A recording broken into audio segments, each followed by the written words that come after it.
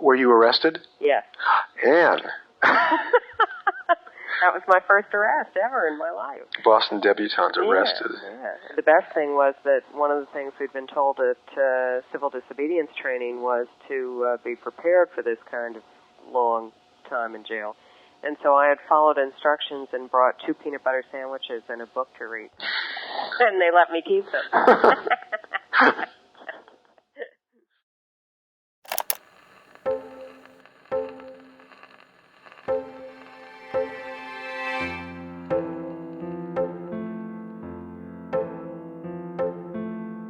I'm Eric Marcus, and this is Making Gay History. Activists are made, not born. But the Ann Northrop I've known for the past 3.5 decades is such a natural, I can almost imagine that she entered the world clutching a baby bullhorn.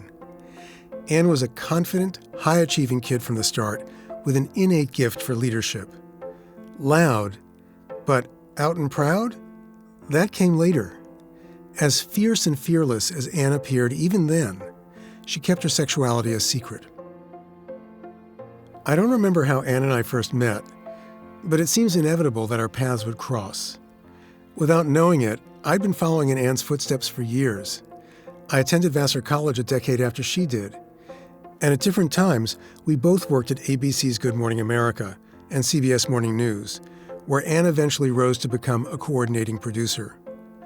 But by the time I interviewed Ann for my Making Gay History book, she'd left her enviable career in network TV news and was working for the Institute for the Protection of Lesbian and Gay Youth, a small nonprofit later renamed the Hetrick Martin Institute in honor of its founders. So here's the scene. It's late autumn 1988. Ann and I have arranged to talk at my apartment on 69th Street and Broadway in New York City. I've only recently started conducting interviews, and I'm still getting the hang of my new tape recorder, so the quality of the tape you'll hear is a bit uneven.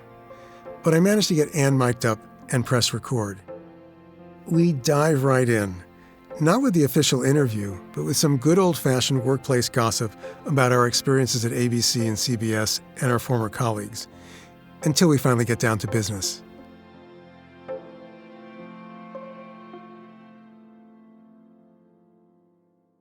Interview with Ann Northrop, Saturday, December 10th, 1988. Location is the New York City home of the author. Interviewer is Eric Marcus. Tape 1, Side 1. Hi, Eric. Hi, Ann. Let's go back a bit. When did you first get involved in any aspect of gay rights, the gay rights movement? I would probably have to say not until after I came out to some extent, which was late. I came out when I was 28 in 1976 when I first got involved with my lover. I did not feel comfortable talking to another soul in the entire world about my homosexuality until I had a lover and felt there was one other person who cared enough about me not to hate me for who I was. I was very scared. I was very conservative. I hid all my life until that point. All through my teenage years, I tried to say, these feelings will go away. They're not real.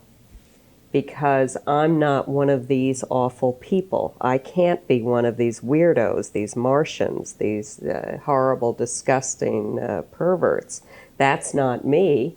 I'm a nice, upper middle class, blue-blooded wasp. Where did you get that image? That image must have come from somewhere. Yes. Well, I think that is the pervasive image of gay people in this country, or has been, certainly was when I was growing up, or in the community I grew up in.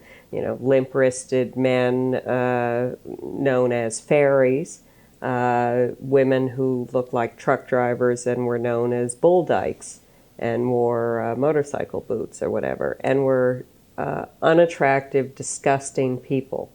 So I hid throughout my teenage years. I dated boys. I sometimes say I've dated half the men in the world twice, including people like Pete Coors, now the president of Coors Beer. Shall we make public that Pete Coors dated a lesbian? This amuses me. And I continued to date men in college less and less frequently, more and more feeling that I wasn't enjoying it. But at the same time, I also realized my feelings for women and was becoming more in touch with them. But I still could not identify with the stereotypical images and felt that I would never, ever be able to have a relationship with any of the women I was actually attracted to because they were all straight, quote unquote. For me, the equation was if I identify myself as a lesbian, what that meant to me was that I was accepting being alone for the rest of my life. I'm going to jump to when you went to work for CBS. Is there anything during that period of between, let's say, when you were 20 and 28? Is there anything in terms of, you were in the closet during that whole period? I was in the closet until 1976. When I was hired at Good Morning America, this was 1981 that I worked there, I was completely out. I was very fresh in my relationship at that point, or still feeling it, and very getting more aggressive about being out. It was one of those periods where, you just want to go out and tell the entire world. I was extremely flagrant in ways that I am a little embarrassed about now. I remember one specific staff party, and I took my lover. Spouses came to the party. It was basically a writer's party. And we were necking in the living room with a lot of other people around and being very affectionate. And people were not comfortable with that.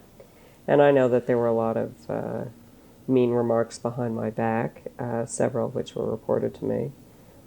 So this party caused you lots of misery. Well, yeah, I think it really made people angry, and I think if I had been cooler and less aggressive in my behavior, I probably would have had a somewhat easier time at GMA.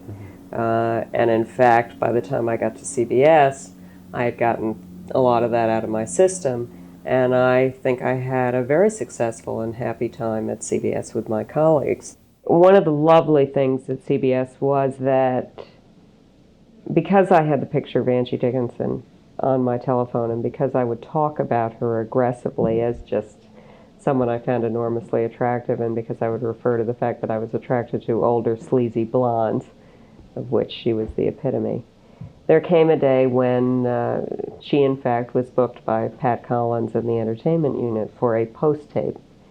And when that became public knowledge, virtually everyone on the entire staff called me up or came running to my office to say, Ann, guess who's coming? Angie! And they were so excited for me. They were truly happy for me that I was going to have the experience of being able to play with this, movie star crush. Right. And I felt that I was absolutely treated in the same way that any heterosexual crush like that would have been treated. And they did. I escorted her around the building for a couple of hours, and I got to chat her up and had a great time, and loved her even more after spending time with her because she was fully as wonderful and humorous as I thought she would be. When you decided to leave CBS, yeah, you had status. Yes. You had power. Mm-hmm. You worked for the network, for God's sake. Mm-hmm. You threw it all out the window to work for an underfunded, overworked institute Mm-hmm. that works for the delivery of social services to gay and lesbian youth and does education work. Right. Why did you do it? Several reasons. Most fundamentally, I was not happy. So I thought about what it was that would make me happy. And realized that what I really liked about television and about CBS was teaching people things, conveying values, getting my point of view across. And then I thought, aha, maybe the line I've been saying as a joke for years is true. And the line was, when people would say, well, what do you really want to do when you grow up? I would say, well, What I really want is to be a gym teacher, but I'm afraid of fulfilling the stereotype. And I said, you know what? It's absolutely true. But you'd always wanted to be a gym teacher, a high That I school really gym teacher. had, I really always had, that I'd enjoyed team sports more than almost anything in my life, having been brought up in a nice New England blue blood household, being the former debutante that I am, and I am a Boston debutante. Did you have a coming out at 16? A little 18? later. I was not living in Boston at the time. We had moved to Denver, where I attended high school. But I attended the Boston Debutante Cotillion as a debutante. At any rate, I said to myself, yes, you really, really do love team sports and doing all that, and you really are terrified of being identified as the little butch gym teacher. You were already in your 30s by then. Oh, this was Well, 2 years ago, a year and a half ago.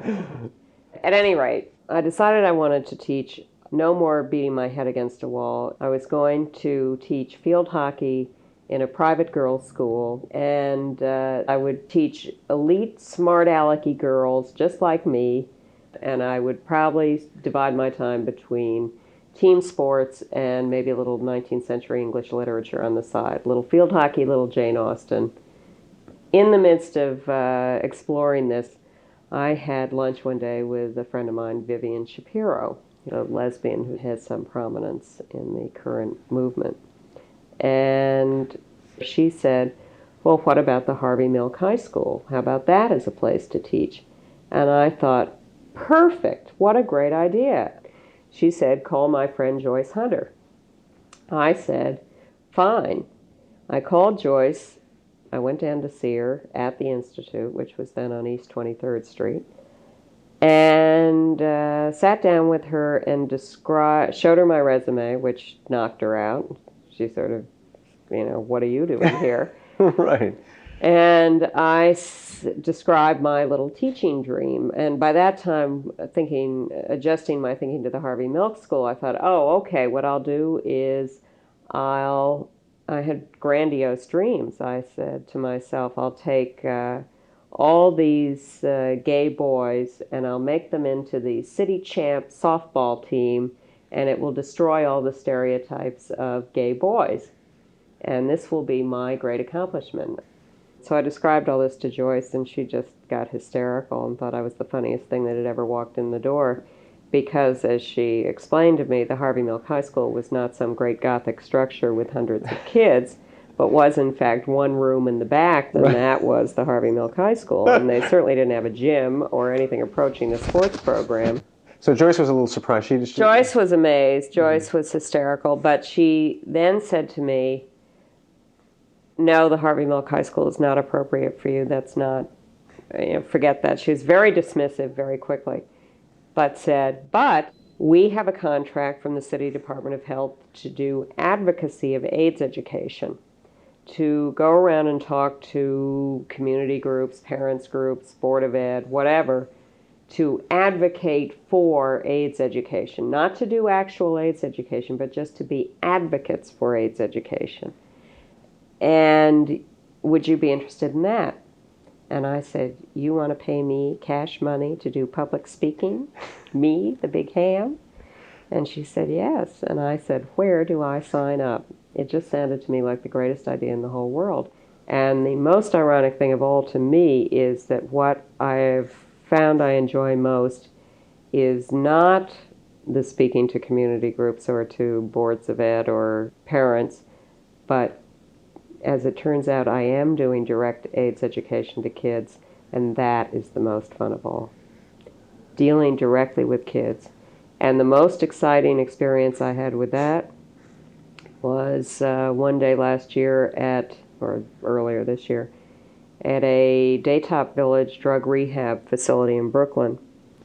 I was asked to go in and do AIDS education to an alternate high school population there, about 20 kids. I sat down in a circle with them. I started talking about AIDS. We talked for a little while. One kid sitting next to me said, well, the way to get rid of AIDS is to kill all the queers.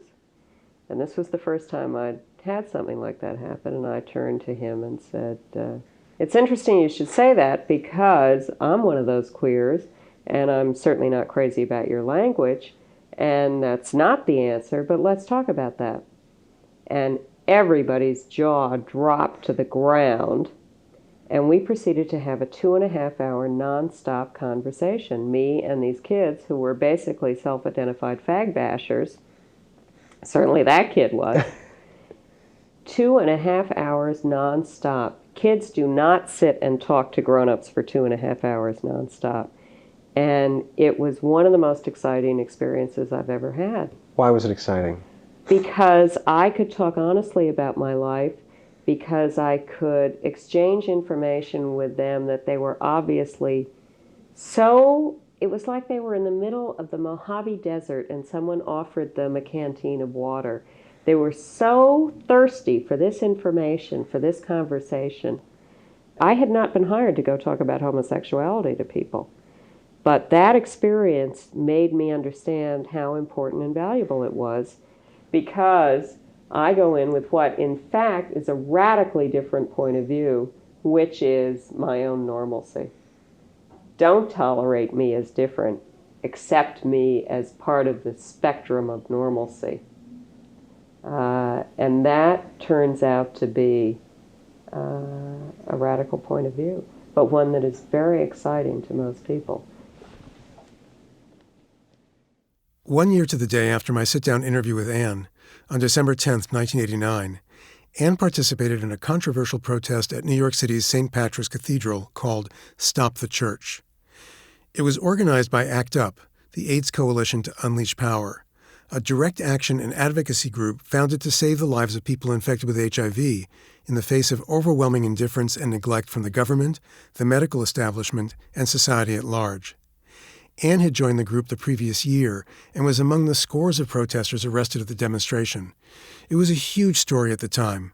So, on January 6, 1991, on the eve of Ann's sentencing, I gave her a call to ask her about the experience. Why was St. Pat's significant? Why was going up against the church significant?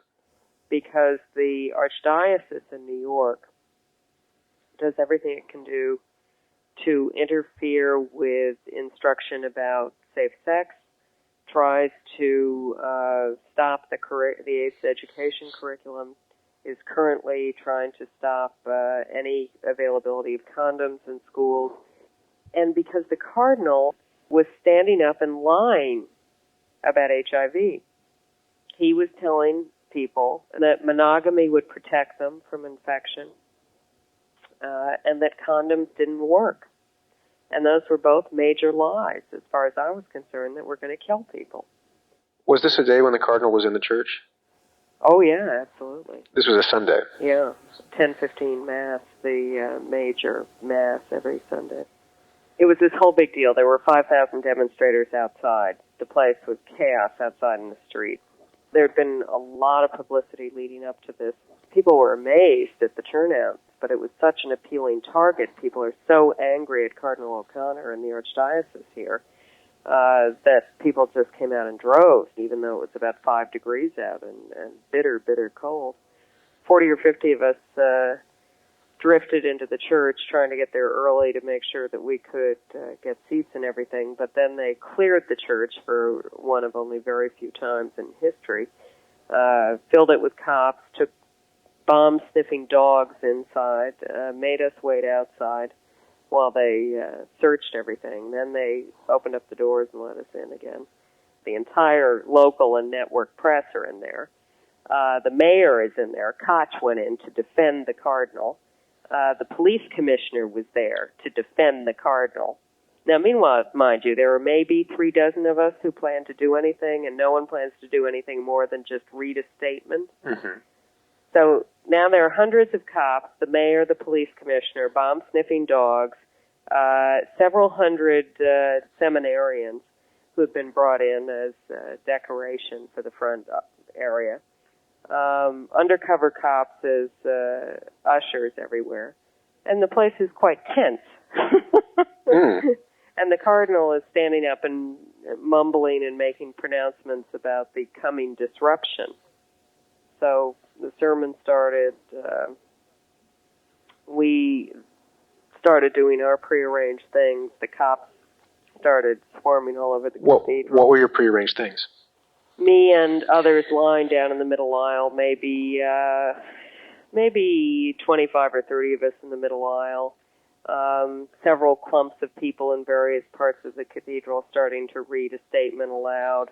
A few people handcuffing themselves to pews, not saying anything, just sitting there handcuffed to pews. And then one or two people who, as the cops were running around and blowing whistles and swarming around, and the parishioners were trying to drown out the statements with loud singing and everything, a couple of people started yelling, so the whole place got a little chaotic. And the police just arrested us one by one and carried us out of the cathedral on stretchers, big orange stretchers they brought in. So you were carried out? I was the last one carried out. And when I was carried out, everyone else had been taken out before me. The place was very quiet. Some praying, some hymn singing. And as I was lifted up on my stretcher, and I had been silent throughout the entire time I was lying on the floor. But when I was picked up and was being carried out on the stretcher, during a moment of silence during that transition from one part to another, I yelled in a sort of resounding voice through the cathedral, "We're fighting for your lives too. We're fighting for your lives too," and repeated that half a dozen times as I was carried out of the cathedral. My God, who could have written a scene more potent? Fantastic. Who plays this in the movie version is our next question. Angie Dickinson. No, Elizabeth Taylor. Oh God. Plays me and has Angie posters all over her room. Right.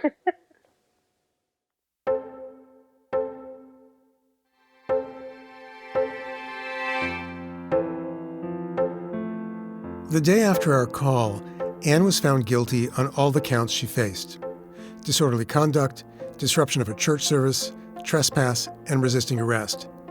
Charges that Ann in a recent email dismissed as nonsense. She and her fellow arrestees were sentenced to 10 days of community service, a lighter sentence than they'd anticipated.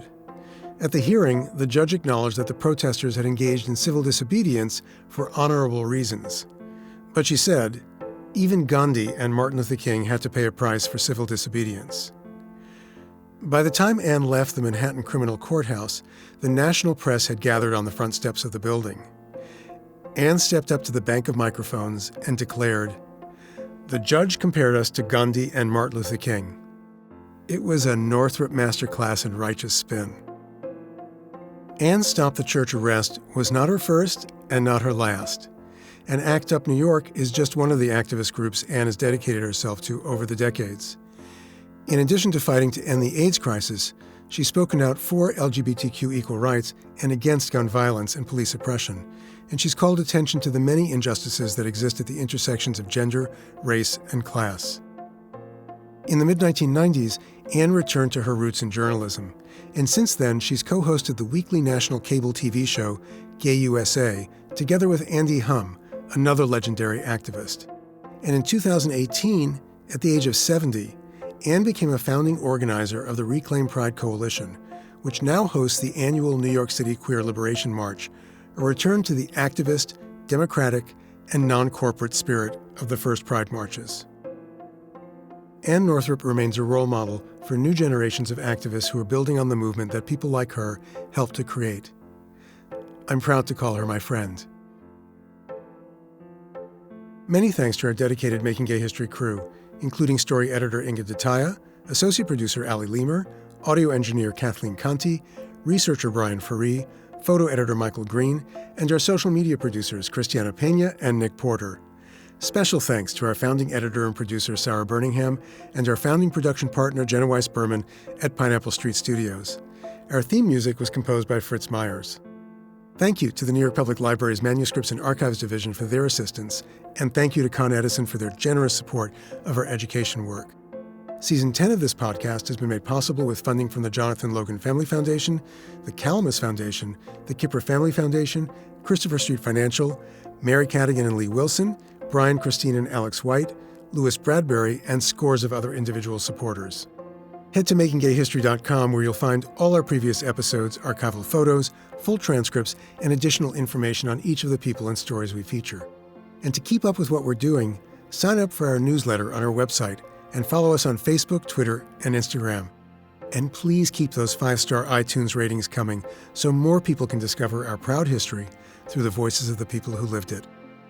I'm Eric Marcus. So long, until next time.